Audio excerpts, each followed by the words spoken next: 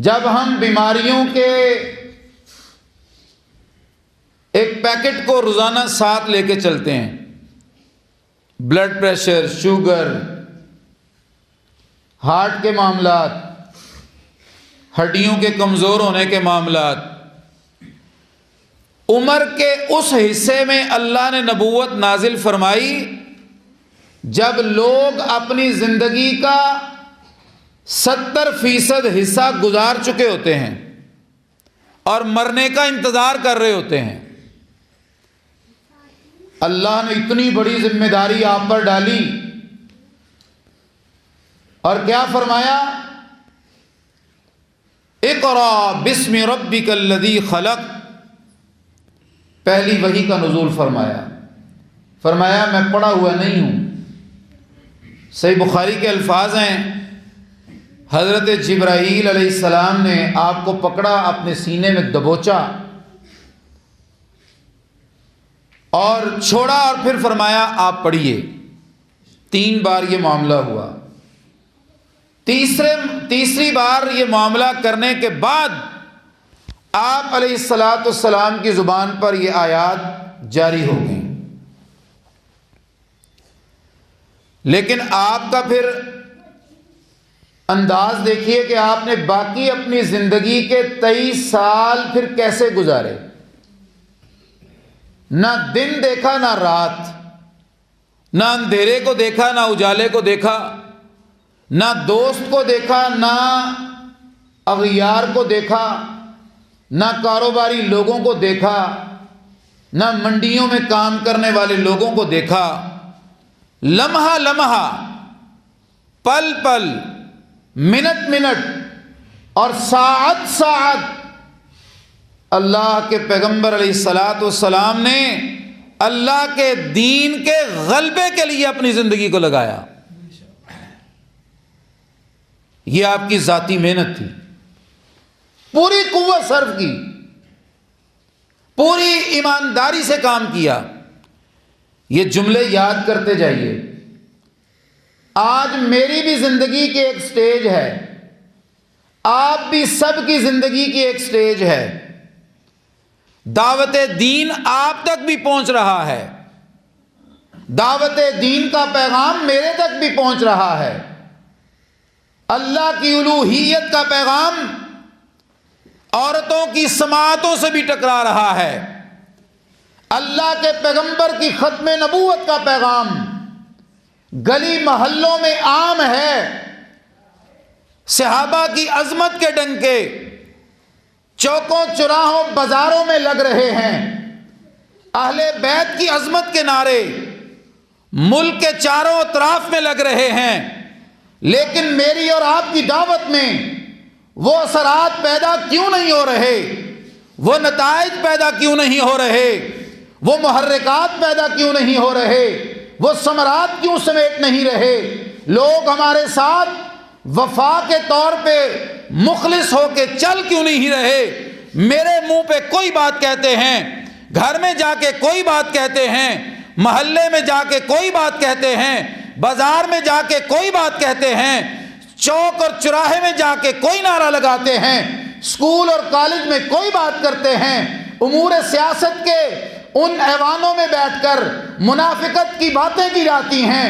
یاد رکھیے، اس کی ایک ہی وجہ ہے، اللہ کے پیغمبر علیہ السلام جس طرح خالص نبوت کی دعوت کو لے کر پورے جذبے اور مشن کے ساتھ مکہ کی وادیوں میں گھوم گئے تھے، گلیوں اور چراہوں میں چل گئے تھے، اپنوں اور غیار کو دعوت دے گئے تھے، دعوتیں کر کے لوگوں کو دعوت دے گئے تھے، مکے کے چراہوں میں دعوت دینے کا آغاز کر دیا تھا، چودھریوں کی چودراہٹوں کی محفلوں میں جا کے اللہ کی توحید کا نعرہ لگا دیا تھا، رسول کی رسالت کا نعرہ لگا دیا تھا، اللہ کی الوہیت کا نعرہ بلند کر دیا تھا، اللہ کے عالم الغیب ہونے کی بات کر دی تھی، اللہ کے مشکل کشا ہونے کا اعلان کر دیا تھا۔ نبی رسول اور پیغمبر نے اپنی 40 سالہ زندگی میں جو نبوت اور رسالت کا پیغام ملا، اس پیغام کو اپنی روح میں جگہ دی، اپنی نس نس میں جگہ دی، اپنے ہاتھوں میں جگہ دی، اپنے بازوؤں میں جگہ دی، اپنی ٹانگوں میں جگہ دی، اپنے قلب اطہر میں جگہ دی۔ پھر وہ معاشرے کے اندر آپ ایسے دعوت کو لے کر پھیلے۔ اغیار تو اغیار تھے، اپنے بھی مانتے چلے گئے۔ اغیار تو اغیار تھے، دن کی روشنی میں لوگوں کو کہتے تھے لا تسمعوا لهذا القرآن، اس قرآن کو نہ سنو، والغوا فیہ لعلکم تغلبون، شور مچاؤ، تالیاں بجاؤ تاکہ تم اس اللہ کے دین کی دعوت کو سن کر اس پر غالب آ جاؤ۔ لیکن رات کے اندھیروں میں وہی اللہ کے پیغمبر کے کردار کے معترف تھے، آپ کی زبان نبوت کے معترف تھے، آپ کے اخلاق کے معترف تھے، راتوں کو چھپ کے آ کے حرم مکہ میں بیت اللہ کی سرزمین پر اللہ کے گھر کے اندر رسول ہاشمی کی زبان سے قرآن سنا کرتے تھے۔ آج کمی ہے میری اور آپ کے جوش اور جذبے میں، آج کمی ہے میرے اور آپ کے ولولے میں، آج کمی ہے میری اور آپ کی وفاؤں میں۔ پھر آپ علیہ السلام تک بات نہیں رکتی، یہی پیغام ابو بکر صدیق نے پڑھا، یہی پیغام عمر فاروق نے پڑھا، یہی پیغام عثمان غنی نے پڑھا، یہی پیغام علی المرتضیٰ نے پڑھا، یہی پیغام حسن و حسین نے پڑھا، یہی پیغام امیر معاویہ نے پڑھا، یہی پیغام عبد الرحمن ابن عوف نے پڑھا، یہی پیغام بدر والوں نے پڑھا، یہی پیغام احد والوں نے پڑھا، یہی پیغام تبوک والوں نے پڑھا، یہی پیغام خندق والوں نے پڑھا، یہی پیغام فتح مکہ والوں نے پڑھا۔ اور پھر ایسے خالص لوگ ملے، ایسے محب اور معاون اور مددگار ملے۔ رب نے قرآن میں کہا محمد الرسول اللہ والذین معہ اشداء علی الکفار رحماء بینہم، محمد صلی اللہ علیہ وسلم، آپ یاد رکھیے میں نے آپ کو جماعت وہ دی ہے جو آپس میں محبت کرنے والی ہے، کفار کے سامنے صف سکندری ہے، کفار کے سامنے صف آرا ہے، کفار کے سامنے متحد ہیں، کفار کے سامنے متحد ہیں۔ اور پھر بدر کے میدان میں انہی صحابہ نے 313 ہے اور کوئی اتنی تعداد بھی نہیں ہے، 70 کے قریب اونٹ ہیں، 2 گھوڑے ہیں، 60 زرے ہیں، 313 افراد ہیں۔ مقابلے میں ابو جہل کی قیادت میں آنے والا لشکر 1000 کا ہے، ان 313 نے اللہ کی مدد سے 1000 کے چھکے چھڑا دیے۔ ہم کہتے ہیں دین غالب نہیں آتا، ہم گلی کے چودھری سے ڈر جاتے ہیں، ہم کونسلر سے ڈر جاتے ہیں، ہم چیئرمین سے ڈر جاتے ہیں، ہم سیاسی لوگوں سے ڈر جاتے ہیں، ہم مذہبی جتھوں سے ڈر جاتے ہیں۔ یاد رکھیے ابو بکر و عمر کو ماننے والا کسی سیاسی بندے سے ڈر نہیں سکتا، عثمان و علی کا ماننے والا، امیر معاویہ کا ماننے والا، حسن و حسین کا ماننے والا اللہ کے پیغمبر کی بات سنے گا، اللہ کی بات سنے گا، اللہ کے دین کی بات کرے گا، قرآن کی بات کرے گا، سنت مصطفیٰ صلی اللہ علیہ وسلم کی بات کرے گا، اور علاقے کی چدراہٹوں کو اپنے جوتے کی نوک پہ رکھے گا۔ یہ وراثت ہے جی کل، اس وراثت کے اولین امین صحابہ ہیں۔ آج زبان چلتی ہے ابو بکر و عمر پہ، عثمان و علی پہ، میں کہتا ہوں میں دفاع حضرت ابو بکر سے نہیں کرتا، میں دفاع اس صحابی سے کرنے کا آغاز کرتا ہوں جس کی بادشاہت کو اور جس کی حکومت کو سب سے زیادہ تنقید کا نشانہ بنایا جاتا ہے، امیر الحق کی ولی کان حضرت امیر معاویہ ابن ابی سفیان رضی اللہ تعالی عنہ کے دفاع کا علم لہرانے کا اعلان کرتا ہوں۔ امیر معاویہ کا دفاع کر لوگے، عثمان کا دفاع بھی ہو جائے گا، علی المرتضیٰ کا دفاع بھی ہو جائے گا، عثمان و علی کا دفاع ہو جائے گا، ابو بکر و عمر کا دفاع ہو جائے گا۔ اور گئے دن کہ تنہا تھا میں انجمن میں، یہاں اب میرے رازداں اور بھی ہیں، قرآن و سنہ موومنٹ پاکستان کوئی فرضی جماعت نہیں ہے، کوئی کھوکھلی جماعت نہیں ہے، کوئی کمزور نوجوانوں کی جماعت نہیں ہے۔ یہ وہی کام کر رہے ہیں جو ابو بکر و عمر عثمان و علی امیر معاویہ نے کیے تھے۔ توحید کا دفاع کیا یا نہیں کیا انہوں نے؟ رسالت کا دفاع کیا یا نہیں کیا؟ ختم نبوت کا دفاع کیا یا نہیں کیا؟ اور یاد رکھیے، شاعر اللہ کا دفاع کیا یا نہیں کیا؟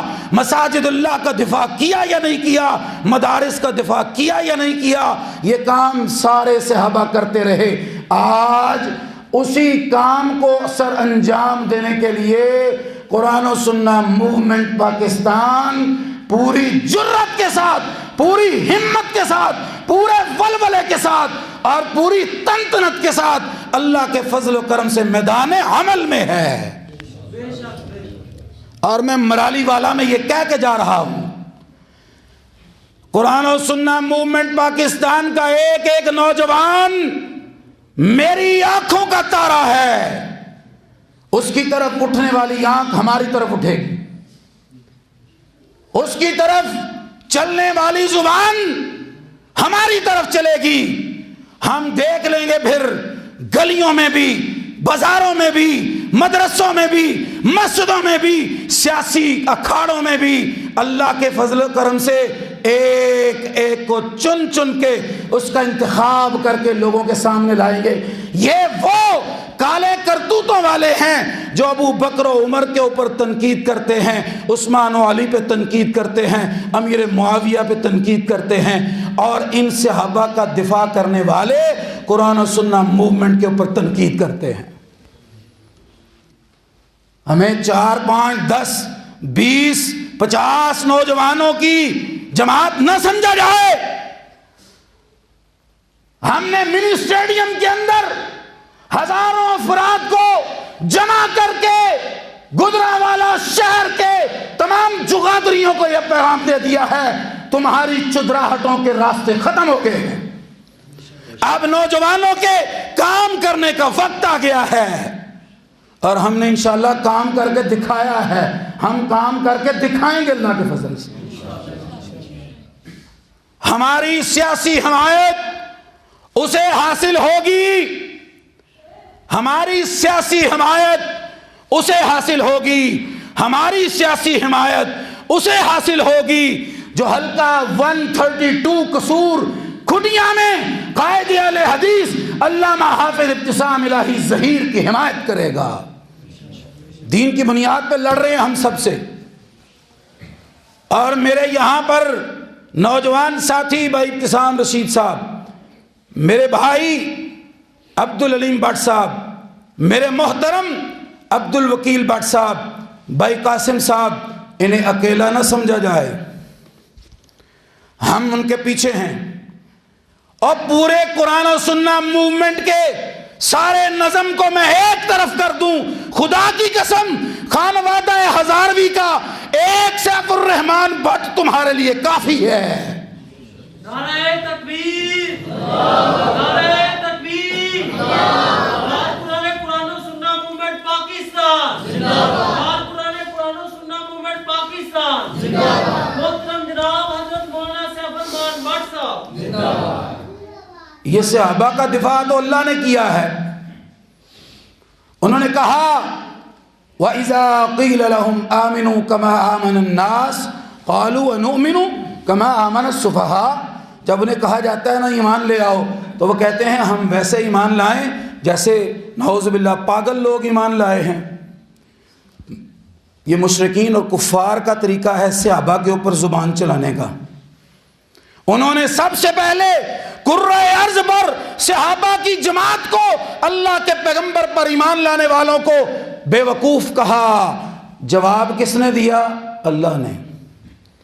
الا انہم ہم السفہاء، کائنات کے رب نے کہا یہ جماعت محمد الرسول اللہ صلی اللہ علیہ وسلم کی جماعت ہے، جماعت تو رسول اللہ کی ہے، اور جاؤ انتخاب میں اللہ نے کیا ہے ان کا، میں نے انتخاب کیا ابو بکر کا، میں نے انتخاب کیا عمر کا، میں نے انتخاب کیا عثمان کا، میں نے انتخاب کیا علی کا، میں نے انتخاب کیا حسن و حسین کا، میں نے انتخاب کیا امیر معاویہ رضی اللہ تعالیٰ عنہ کا۔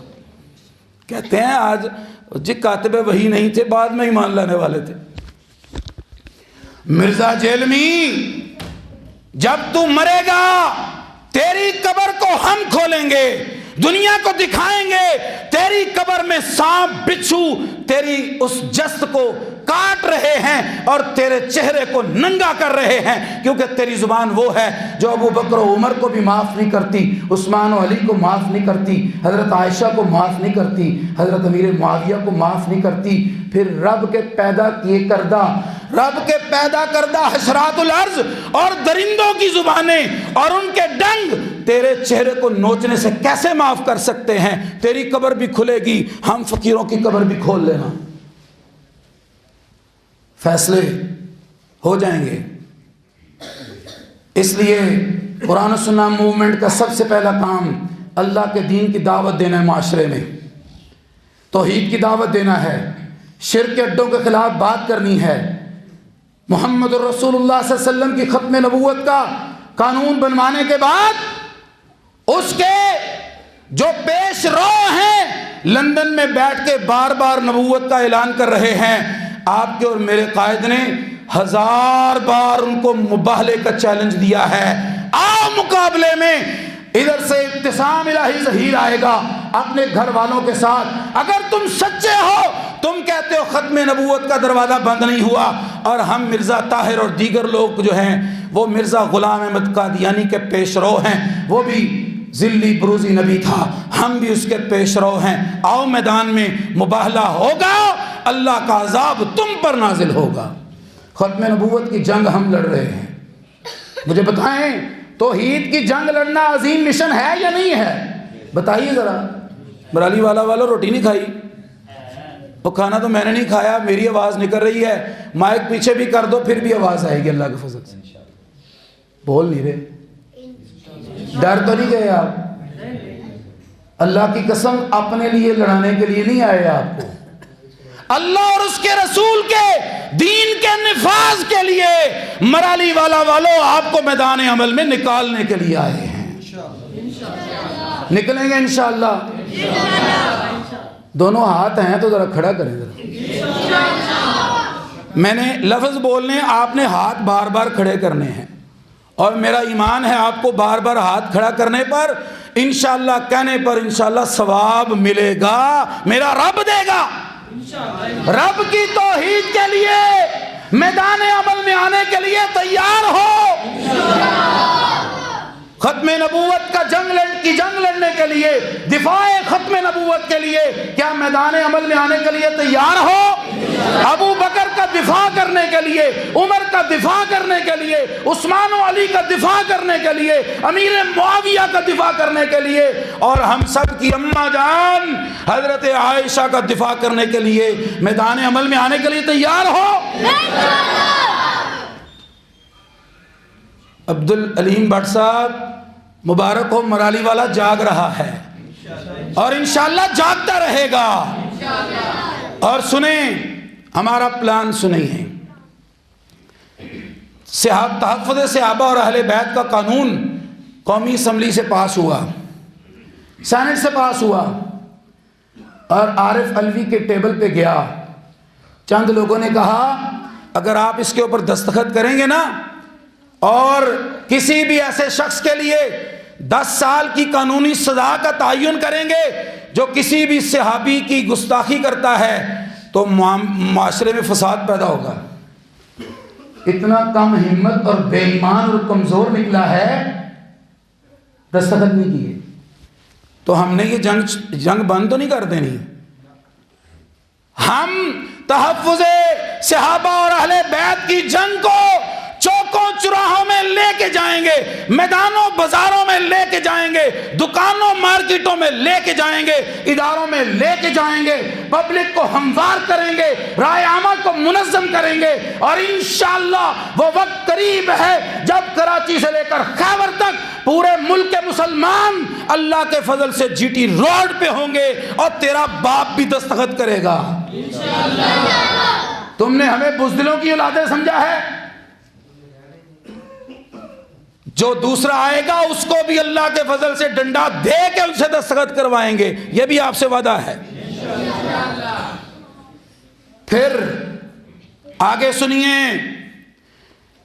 یہی کام حضرت علامہ شہید رحمت اللہ علیہ نے کیے، کوئی جرم تو نہیں کیا نا؟ آپ نے شہادت دی ہے، انہوں نے شہادت دی ہے، انہوں نے اپنے جسم کا نذرانہ دیا ہے۔ یزدانی شہید رحمت اللہ علیہ نے قربانی دی ہے، محمد خان نجیب نے قربانی دی ہے، عبد الخالق قدوسی نے قربانی دی ہے، اور جنہوں نے قربانیاں دی ہیں نا ان کے وارث آج بھی زندہ ہیں۔ اور ہم نے اللہ کی قسم دیکھا ہے، یہ جب ہم نے جلسہ کیا ہے نا منی اسٹیڈیم میں، لوگوں نے بڑے فون کیے، بٹ صاحب جلسہ کہاں رکھ لیا ہے، بندے کہاں سے آئیں گے؟ میں کہا میرا ذاتی کام تو ہے نہیں، اللہ کے دین کے بات کرنے کے لیے جلسہ رکھا ہے، نفاذ اسلام کے لیے رکھا ہے، استحکام پاکستان کے لیے رکھا ہے۔ میرا رب اپنے بندوں کے دلوں کو مائل کر رہا ہے، لوگوں کے دل ہماری طرف آ رہے ہیں، اور پھر اللہ نے مدد کا نزول فرمایا، ایک بدر کے میدان میں فرمایا، منی اسٹیڈیم میں بھی میرے رب نے مدد فرمائی، کی یا نہیں کی؟ اس لیے وقت آ گیا ہے، منظم ہو جائیے۔ کسی کے اوپر تان و تشنیع ہمارا مقصد نہیں ہے، لیکن ہم کمزور نہیں ہیں، ہم غافل بھی نہیں ہیں، اور ہم بے وقوف بھی نہیں ہیں۔ ہم جانتے ہیں پبلک اور رائے عامہ کو آپ نے تنظیمی جماعتی حلقوں سے دور رکھا